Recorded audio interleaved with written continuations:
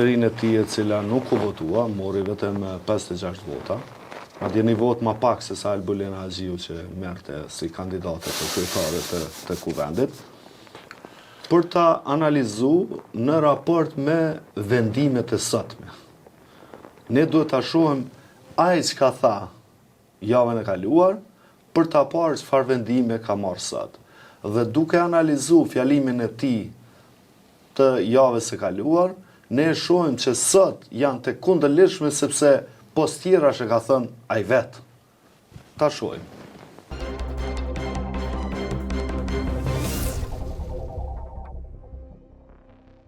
Për më tepër, përderisa nuk votohet qeveria e re, kjo nënkupton zgjatje e mandatit të qeverisë në detyrë.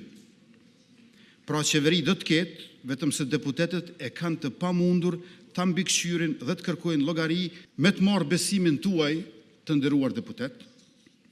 5 vendimet e para që vendimi për caktimin e pensionit minimal në vlerë prej 150 euro që prek rreth 200.000 pensionist. Vendimi për rritjen e shtesave e pagës minimale në 500 euro që prek në pjesë të madhe të punëtorëve në sektorin privat, gjithashtu prek edhe të rinj që janë angazhuar përmes platformës Superpuna, si dhe gratë lehonjit që mundson heqjen e kufizimit të punësimit në sektorin privat për veteranët e ushtrisë shqiptare të Kosovës që janë përfitues të benefitit të veteranit. Pa votimin e qeverisë së re, Republika rrezikon të shkojë në zgjedhje të reja, pa shumë institucione funksionale dhe pa buxhet të miratuar për vitin e ardhshëm.